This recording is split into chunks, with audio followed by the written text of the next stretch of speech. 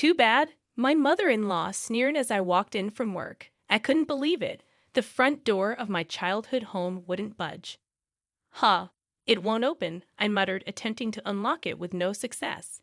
Maybe the key was facing the wrong way? I tried again, but the locks had been changed. I was locked out, dumbfounded. Glancing up, I caught my mother-in-law smirking. Tough luck, she said, reveling in my predicament. That's when my frustration erupted like a volcano. Anger surged through me, but I knew reacting impulsively wouldn't help. Taking a deep breath, I composed myself. I wouldn't let her get away with this. Silently fuming, I glared at her, a form of resistance. I'm Linda, 40 years old, a regular housewife with a part-time cashier job. My husband James is 35, 5 years my junior. We got married 2 years ago after being introduced by a friend, and we don't have kids yet. James often travels for work, sometimes for months. Our peaceful married life was disrupted when my mother-in-law found out. I never expected her to be so vindictive, turning our days into a roller coaster. At one point, she insisted on living with us. James refused, but she persisted, causing him stress. Over dinner, he'd say things like, "Again today," with a strange smile. I felt guilty, thinking I was the cause of this added stress on him. There was a solid reason behind James consistently turning down his mother's request to move in with us. She and I didn't exactly see eye to eye. Back in my mid-20s, I faced a health issue related to female reproductive health and had to undergo surgery to remove one of my fallopian tubes. When I disclosed this to James, he responded with a perspective that still resonates with me today. "I'm not with you just because I want kids," he said, acknowledging that with only one fallopian tube, my chances of conceiving were about half that of the average woman. Despite being over 35, we agreed that children are a blessing, and we would let it happen naturally. However, my mother-in-law, right from our first introduction, hinted at wanting grandchildren. She insisted that we needed to act fast and would bring over people, including a seasoned midwife and a woman who had a child at an older age, to lecture us on pregnancy and childbirth. The pressure she imposed made me sick multiple times, with high fevers, migraines, and recurring stomach aches. James, witnessing my suffering, confronted his mother, and her nagging stopped, at least temporarily. His father had passed away a few months before our marriage talks, and she might have been reaching out to distract herself from loneliness. Knowing all this, James consistently refused her offers to live with us, understanding how stressful it would be for me. Yet one day, she showed up unannounced, having followed me from my workplace. James, furious, confronted her, but she acted as if nothing happened, bringing a large suitcase with her. I nervously asked if that suitcase was, by any chance, packed with her stuff. As expected, she confirmed it. I couldn't shake off the feeling that, given her proactive nature, this unexpected visit might lead to us living together. Judging by the increasingly stern look on James' face, it seemed he shared the same concern. Ignoring our apprehension, my mother-in-law delved into her suitcase, revealing some documents to James. The color drained from his face as he stared at them. "Mom, what do you mean you've terminated your apartment lease?" James exclaimed, leaving me too shocked to utter a word. It was beyond unexpected for her to give up her own apartment. Now, it seemed we had no choice but to let her stay. As we exchanged worried glances, she calmly stated, "If things go on like this, I'll end up homeless. With my husband gone and James being my only child, what'll I do if I'm left out in the cold?" Though she sneaked glances our way, it was evident she was doing this on purpose, fully aware that we had no option but to agree. Annoyance sparked within me, but I hid it, responding with a forced smile. Sensing my resignation, James sighed and reluctantly led his mother into our home. We didn't want to create a scene outside, considering the strong community ties, similar to Nebraska. She took advantage of that, loudly lamenting about becoming homeless, leaving us with no choice but to let her in. James held his forehead and apologized to me in a low voice. but I assured him there was no need for an apology. Glancing back at my mother-in-law, she barged into our home, scanning it as if sizing up her new territory. As if on cue, she swiped her finger over the shoe rack. Neither James nor I were neat freaks, and we usually cleaned over the weekend, since it was Friday night. We hadn't cleaned the shoe rack yet, so her finger came away dusty. She shot me an accusing glare, berating me for not being able to keep the house clean, despite her own apartment having its fair share of dust. It was clear she just wanted to pick a fight, and my shoulders trembled in response. While I wanted to retort right then and there, I've always been the type to hold my tongue. Understanding that upsetting her would cause more trouble, I kept my cool and apologized to navigate the situation. Little did I know, this was just the beginning of her nitpicking. Despite the natural quirks of our aging house, she complained about the hallway floor creaking and insisted we change our too hard sofa. After all, this was mine and James's living space. If she was forcing her way into our lives, she should be the one to adapt to us, right? But she refused to see it that way. Every time James attempted to reason with her, she skillfully deflected with some excuse, from demanding expensive tea to insisting on having sweets always at hand. She became unbearable since moving in. Just a few days with her had me feeling down in the dumps. To make matters worse, a week after she moved in, James suddenly had to relocate for a little over a year for a client only he could handle. He looked down, clearly feeling guilty. I tried to cheer him up, promising to hold down the fort while he's away, and saw him off with a smile. That's when my mother-in-law really showed her true colors. She never complained when James was around, but that night she criticized the meal I made. I've thought this before, but your food is bland. Did you even use salt? And there aren't enough side dishes. This lacks in both nutrition and presentation, she commented, escalating from mere criticism to dumping the meals I cooked right in front of me into the trash as days went by. I tried to adjust the taste to her liking, but she seemed bent on tormenting me. In the end, I reverted to cooking the way I liked. Of course, she still complained, but if she's going to throw it away anyway, I might as well cook it how I like it. Angry at how I handled things, my mother-in-law started gossiping with the neighbors when I wasn't around, spreading nasty rumors about me, despite everything being a bunch of lies. Since the neighbors had known her since they were young, they brushed off her stories and often consoled me, saying, "Must be tough, huh?" That was the only silver lining. As the days went on, my spirit gradually wore down. I began mindlessly shuttling between work and home. A year passed since I started living with my mother-in-law. Lately, she started ignoring me, and the atmosphere at home became so oppressive that I decided to work full-time just to avoid seeing her as much as possible. Then one day after work, as I tried to unlock the front door, the key wouldn't fit. "Wait, why won't it open?" I thought, trying again. On closer inspection, I realized the locks had been changed. I was shocked. Never in my wildest dreams did I think I'd be locked out of my own house. Suddenly, I felt someone watching. Glancing into the living room next to the entrance, there she was, my mother-in-law, with a sinister grin plastered on her face, looking right at me. "You're out of luck, aren't you?" she sneered. That was the last straw.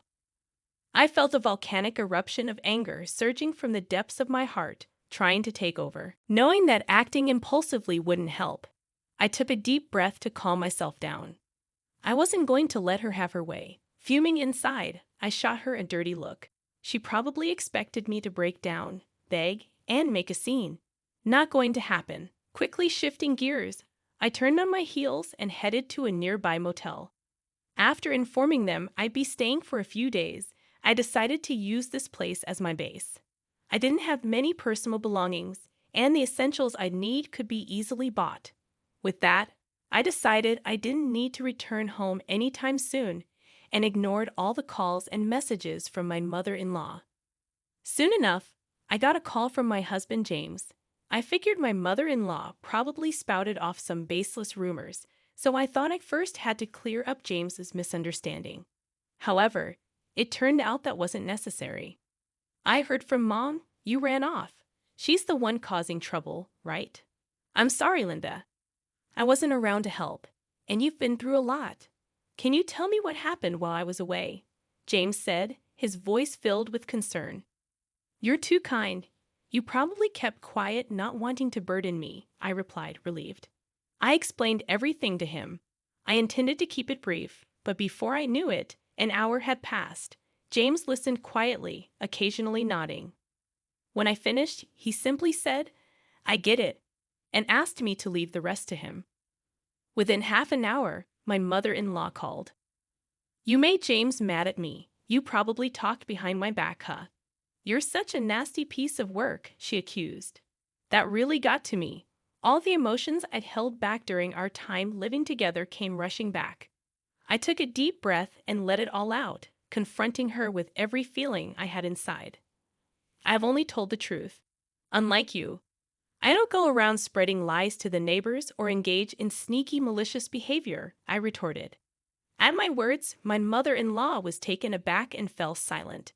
It seemed I hit a nerve, and after that, she threw nonsensical and emotional words at me. However, I let them all go in one ear and out the other, thinking in my heart, just keep talking. A week passed in a flash. I returned home after a long absence. The locks had been changed, so I couldn't enter directly. Reluctantly, I rang the doorbell.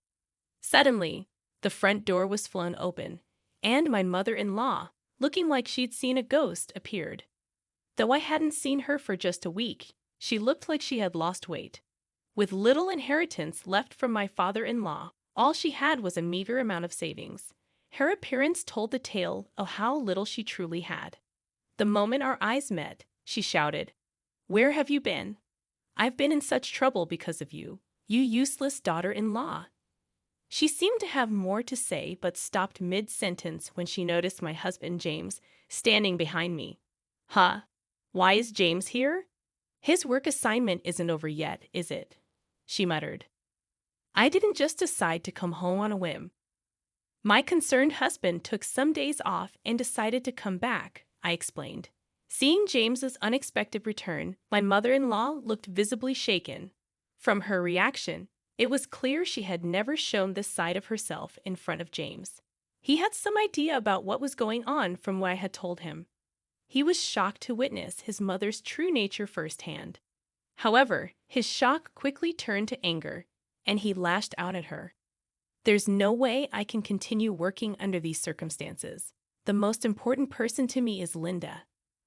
I work for my life with Linda, and if Linda is in trouble, of course, I'm gonna come back, especially if it's because of my own mother, James declared. My mother-in-law weakly denied it, but James cut her off, telling her not to make excuses. I jumped in after James.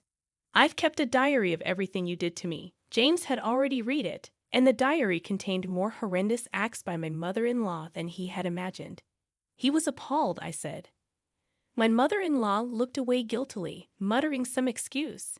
Now is the time to speak my mind. I took a deep breath and told her, This house is inherited by me. It's not a place where you can do as you please. I want to live here with my husband. But you don't belong here, she protested. You didn't have to say it like that. She tried to argue, but I retorted, Isn't it clear that being vague doesn't work with you? After all, you always speak your mind. With me, it's only fair that I do the same. Defeated, she said nothing, shrinking back. Well, it's about time we settled this, I declared, taking another deep breath and deciding to tell her the truth. We've already started the process to sell this house. James and I decided to sell it right away. We're going to pack our things and have some friends move them to our new place, so you should start packing too. Upon hearing this, my mother-in-law's eyes widened in shock. Actually, after being locked out of the house and confessing everything to my husband, I decided to take drastic measures and sell the house. My mother-in-law blamed me, asking why I went ahead with such a decision without consulting her. Why would I need her permission to sell the house?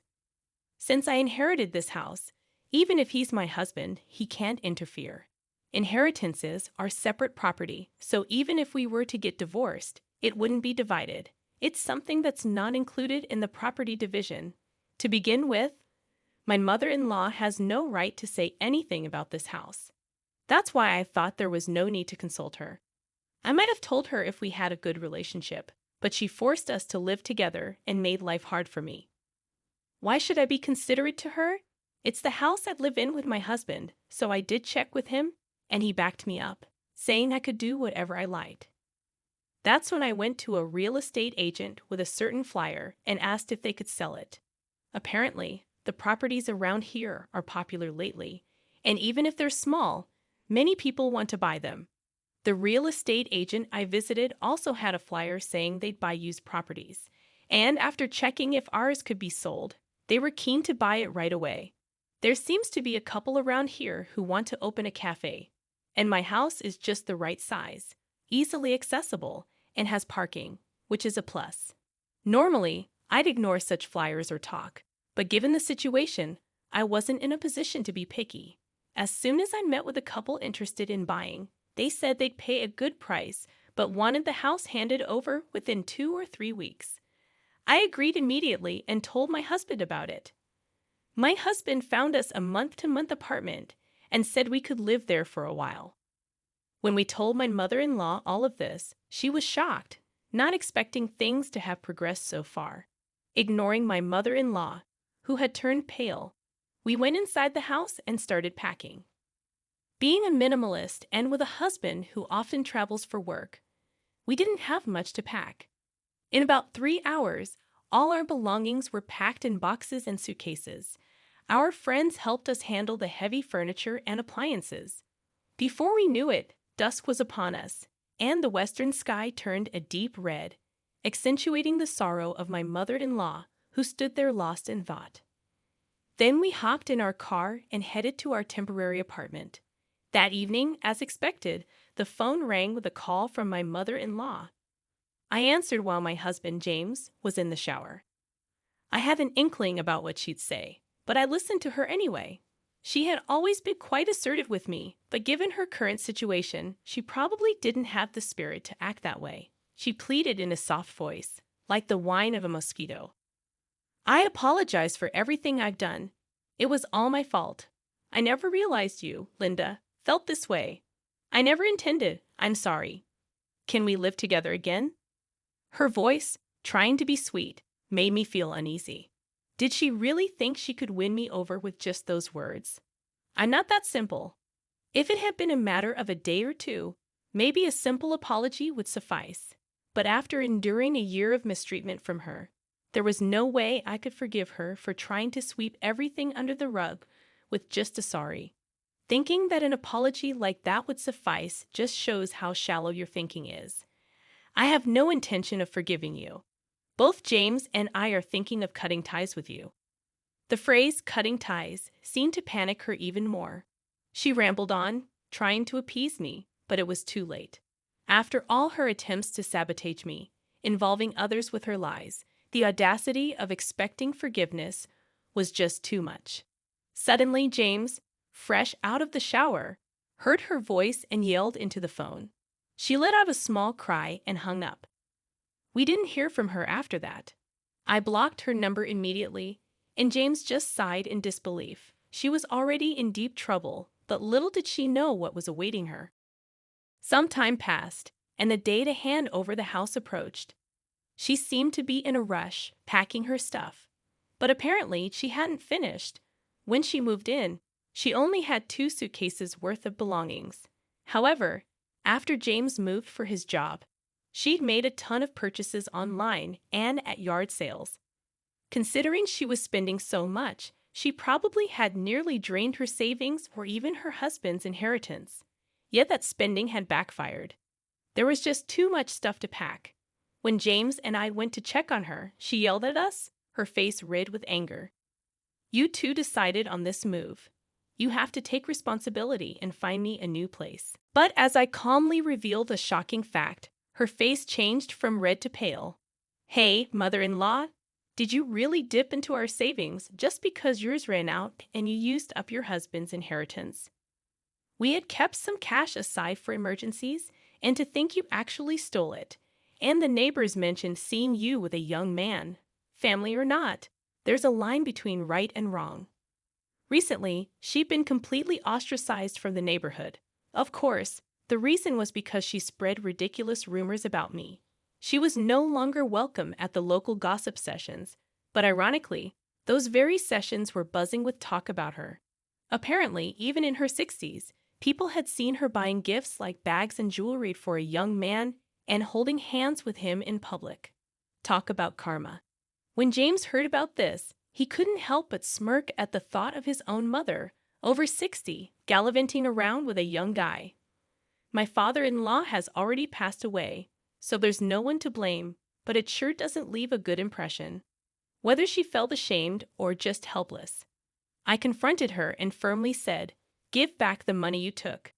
She took a step back, tried to make excuses about returning it later, but James suggested she should just withdraw it from an ATM now. She probably hadn't drained all her savings, and the cash we kept was just over $1,000. So she should have that much, right? Without a word of protest, she quietly withdrew the stolen money and handed it over. Then a couple, the buyers, showed up to finalize the transfer of the house. We had agreed that they would handle any items left in the house, so it wasn't a problem if she left a few things behind. They were actually pleased there were reusable items left, so we breathed a sigh of relief. Realizing she had no options left, she sank into despair, unlike I'd ever seen before, and shuffled away. Later, I heard she was found living on the streets and was picked up by the police. From the beginning, she seemingly intended for James to come get her, refusing to look for a place on her own. But given all that had transpired, James, having already consulted with a real estate agent, bluntly told her about a cheap apartment she could live in. She silently agreed, drenched in sweat, without any argument. This budget apartment, where she had to share a bathroom, laundry, and other amenities, seemed like hell for her. Back when she lived with us, she was well-fed and healthy, but now she's become skeletal and pitiful to look at. She's barely making ends meet with a part-time job, but her habit of spending on young men hasn't changed, and she's in debt. The interest keeps piling up, and she's reportedly in total despair. As for us, we later bought a new house. Once the issue with James' mother was settled, he went back to his temporary work assignment, finished his tasks there, and then got promoted, meaning no more work-related moves. And miraculously, I got pregnant in my 40s. I've heard it's not that uncommon these days to give birth in your 40s, which is a bit reassuring. I'm enjoying my ultrasound pictures and feeling the baby move, living each day to the fullest.